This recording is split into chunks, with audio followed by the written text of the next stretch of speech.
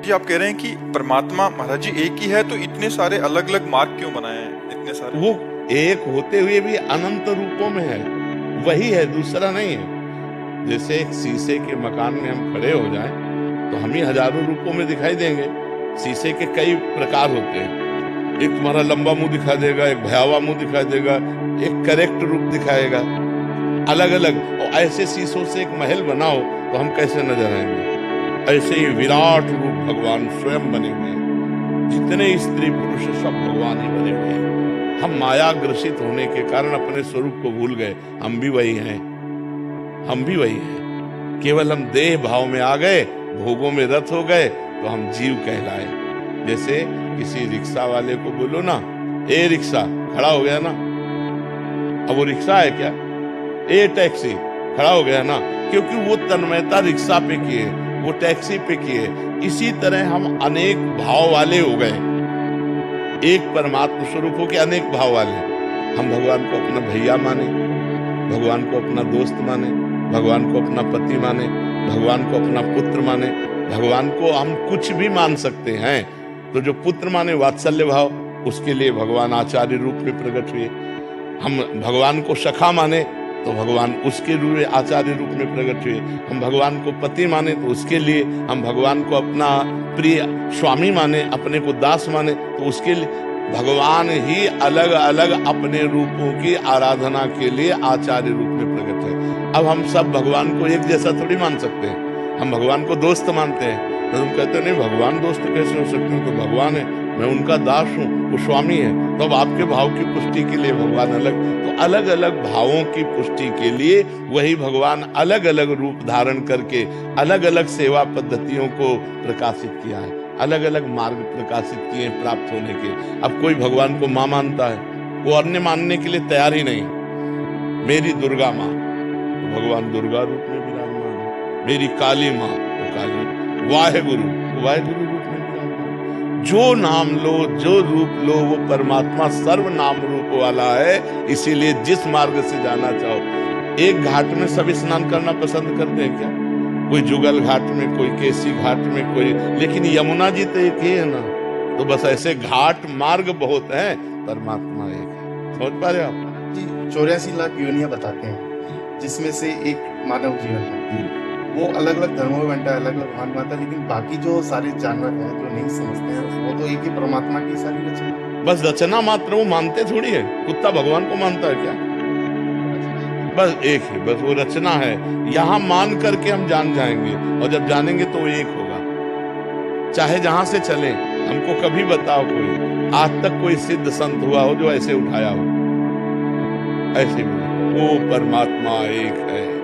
अब आप उसे जो नाम दो, जो रूप दो, आज तक जो सिद्ध हुआ है, मतलब चरम सीमा पे पहुंचा है, वो यही बोला है, वो यही अनुभव हुआ है। वो एक है, ईश्वर एक है, परमात्मा एक है। उसे जो भी नाम दो, सिद्ध जो पुरुष हुआ वो एक ही है। वो एक होते हुए अनेक है, और अनेक होते हुए एक है। यही जो जान गया वही ज्ञानी है, वही ज्ञानी। मत्ता परतरम नान्यत् किंचित् अस्ति धनंजय, मेरे सिवा किंचित मात्र कोई और है नहीं। हम तुम सब भगवान की तरंगे हैं। जैसे समुद्र है ना, और उसकी तरंगे, तो हम सब तरंगे हैं। वायु विकार हटा समुद्र से की तरंगों से, तो बचा क्या? समुद्र ही तो बचा ना। तो माया विकार हटा तो बचा कौन? वही ब्रह्म ही तो बचा, दूसरा कोई है नहीं। ज्योति कपूर जी दिल्ली से। श्री हरिवंश। श्री हरिवंश महाराज जी, क्या आत्मा और मन एक ही है या अलग अलग है? अलग अलग है। मन सूक्ष्म शरीर में है, आत्मा तीनों शरीर को प्रकाश देने वाला है। स्थूल शरीर, सूक्ष्म शरीर, कारण शरीर, तीनों को प्रकाशित जो करता है उसे आत्मा कहते हैं। और जो सूक्ष्म शरीर में संकल्प विकल्प करता है उसे मन कहते हैं। दोनों अलग अलग हैं। आत्मा अलग है और मन अलग है। आत्मा अविनाशी है और मन विनाशी है। जब मन का नाश हो जाता है तब आत्म तत्व का बोध होता है। किसका प्रश्न है? जी जनक भट्ट जी राजस्थान से।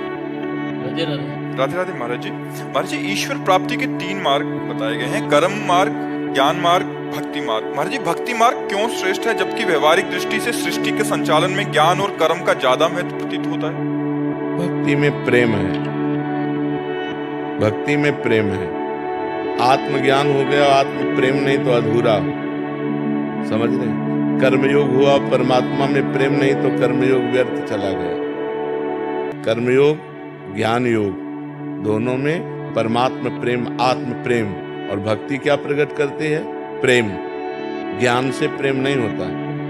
प्रेम जब हमारे अंदर जागृत हो जाता है तो जिसके प्रति होता है उसका ज्ञान हो जाता है। प्रेम सर्वोपरि है, भगवान प्रेम अधीन है।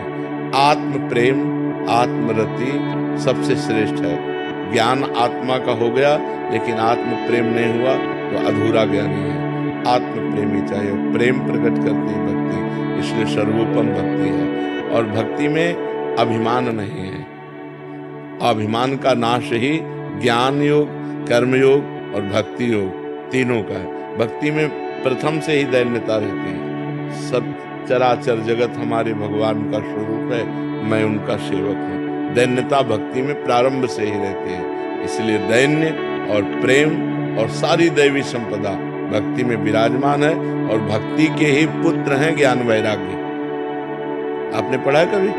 भागवत में पढ़ के देखिए, भक्ति से ही ज्ञान वैराग्य का प्रादुर्भाव होता है। ज्ञान से भक्ति का प्रादुर्भाव नहीं होता, भक्ति से ज्ञान का प्रादुर्भाव होता है। जब उस सच्चिदानंद भगवान का नाम जप करते हैं, भगवान की सेवा करते हैं, भगवान की आराधना करते हैं तो हमारे अंदर ज्ञान प्रकट होता है। और भक्त महाज्ञानी होता है। हनुमान जी भक्त हैं। ज्ञानिनाम अग्रगण्यम बुद्धिमताम वरिष्ठम अतुलित बलधामम, है कि नहीं है? गरुण जी भगवान के भक्त हैं, वाहन है, भक्त हैं, वाहन है। गरुण महाज्ञानी गुण राशि, महान ज्ञानी। विश्वामित्र जी भगवान के भक्त हैं, विश्वामित्र महामुनि ज्ञानी। तो भक्त अज्ञानी नहीं होता है, भक्ति से ही ज्ञान का विशुद्ध प्रादुर्भाव होता है। और जितने भी महान ज्ञानी हैं वो सब भक्त हैं। जैसे सनक सनंदन सनातन सनत कुमार हर समय हरिशरणम जपते रहते हैं। जैसे महान ज्ञान के समुद्र भगवान शंकर भगवान की लीला कथाओं का गायन करते रहते हैं। देख लो, भगवान के चरणामृत को अपनी मस्तक पर धारण किया।